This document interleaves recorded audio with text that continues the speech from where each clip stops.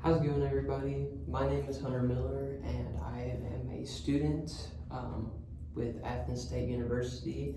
I'm getting my BSN for nursing, and before we start and everything, is it okay if I just confirm that y'all are all okay with being recorded for this?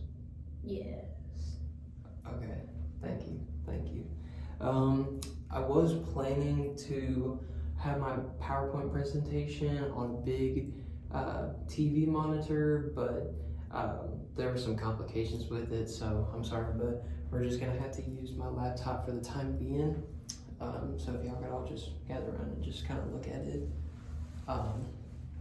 But the problem I want to discuss with y'all today, a big community problem that I've been noticing and that I hypothesize is just hypertension. And some of y'all may be asking, what is hypertension? But I'm going to go into that just a little bit more detail. So yeah, let's just get this presentation started. So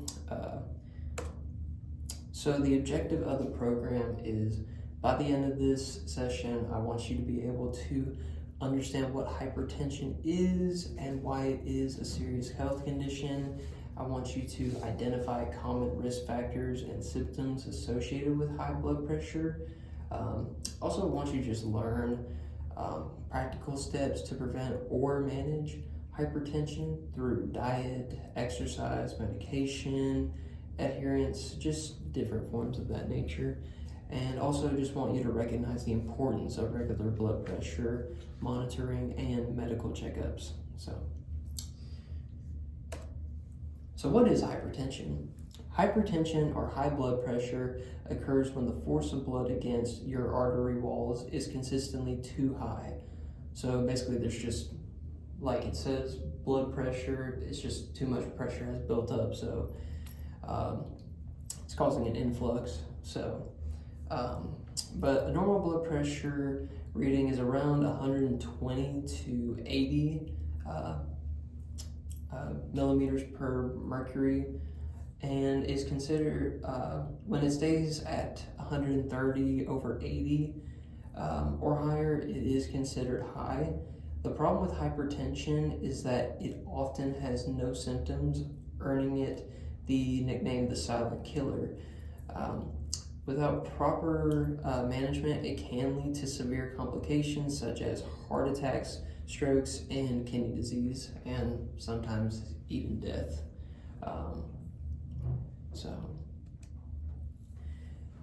And some of you may be asking, like, who is at risk? Well, some people are more likely to develop high blood pressure than others. Here are just a couple of different main risk factors. Age has a big part in it. The risk increases as you get older. Your body's not able to handle things as well as it did when it was younger. So age definitely plays a part in that. Family history, if your parents or siblings have hypertension, your risk is higher. Gotta love mom and dad, right? Unhealthy diet, eating too much salt, saturated fats, or processed foods can contribute to high blood pressure. I know that we all love our little Debbie snack cakes, but sometimes it's good to hold back a day or two. So lack of physical activity. So sedentary lifestyles increase the risk of hypertension. So just being too comfortable, let's say, like sleeping in all day, not really doing a whole lot of physical activity, not doing any work, just kind of laying around, just smoking, stuff like that can cause high blood pressure or hypertension. So obesity, just like the unhealthy diet, being overweight puts extra strain on your heart because it has to work harder as you gain more weight. So that is a problem. Smoking and alcohol consumption can definitely do that, like the sedentary lifestyles like we were talking about. Alcohol and cigarette smoking can cause big complications with your heart, so it's good just to avoid that entirely. Chronic conditions. So different chronic conditions that you may suffer from can also contribute to hypertension. Diabetes, kidney disease, and high cholesterol can increase the risk, amongst other factors. But those are just a few examples that I thought most people would understand and would, agree with. So, and probably one of the biggest ones that doesn't get talked about and is kind of just brushed off is stress. Chronic stress can lead to unhealthy behaviors that raise blood pressure. So sometimes it is good just to take a couple of deep breaths, just sit down for a minute, you don't have to be moving all the time. You just, sometimes you really do just need to take a breather and just sit down for a minute.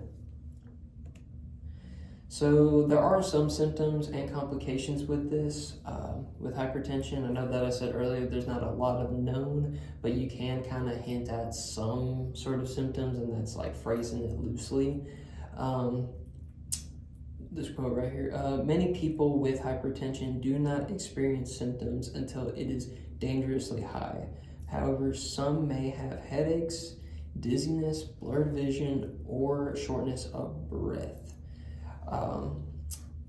If left untreated, high blood pressure can lead to serious complications, including, and with the following, heart disease, stroke, kidney disease, and vision loss entirely. So even though that, some of these symptoms may not really be known to be hypertension, these are just kind of some symptoms that are more simplified, but these can also be symptoms of many other factors, but these are some that can be related to hypertension. All right, so what can we prevent? How can we prevent and manage hypertension? Like we were talking about with obesity and sedentary lifestyles, healthy diets can definitely help up. There's this awesome method called DASH. Follow the DASH diet, eat less salt and avoid processed foods, that I'm going to explain a little bit more through my evaluation tool, which actually before I forget, I'm just going to hand out a couple of these to y'all. So just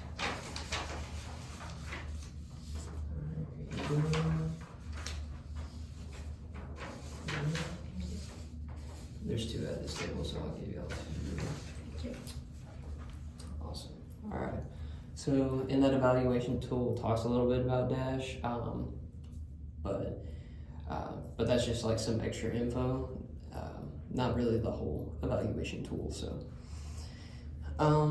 regular exercise definitely helps out. Any exercise at all. Just aim for 30 minutes of moderate activity most of your days.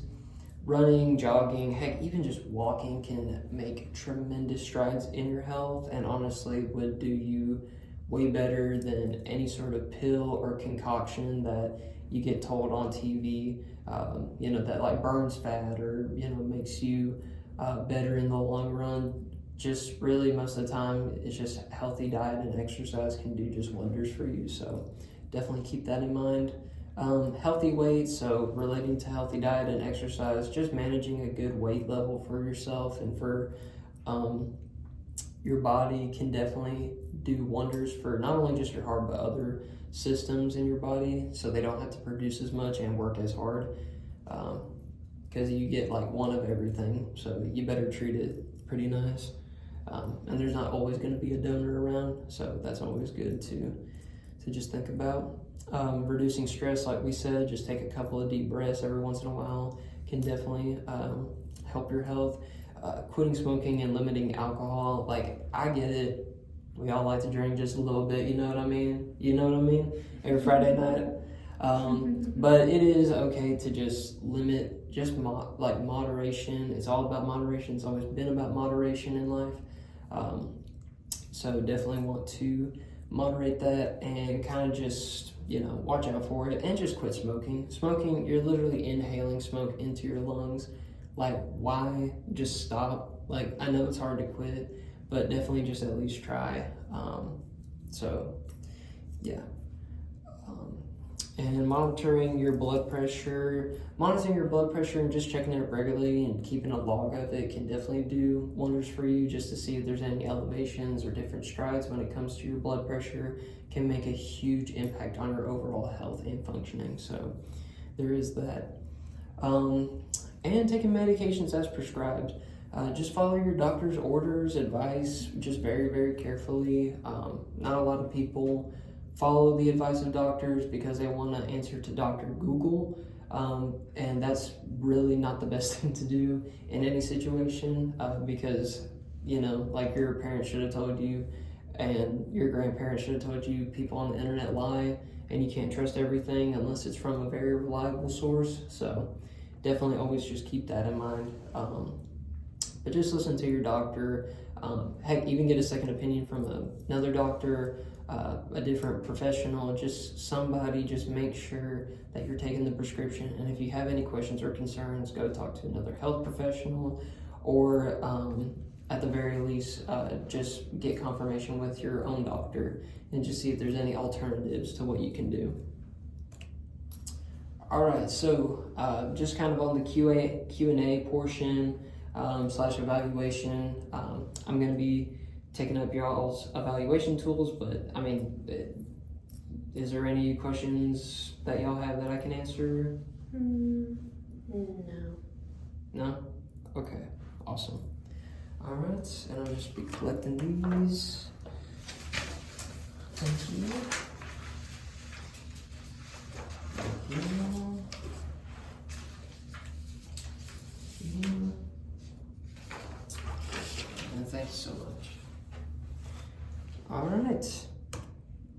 And thank y'all so much for being here for my presentation. I really appreciate y'all coming out here and just helping me out with my presentation and just learning a little bit about hypertension. I know that I'm not the most professional person to tell you all this information, but I appreciate y'all just giving me the time and hearing me out. So thank y'all so much, and y'all have a wonderful rest of y'all's day.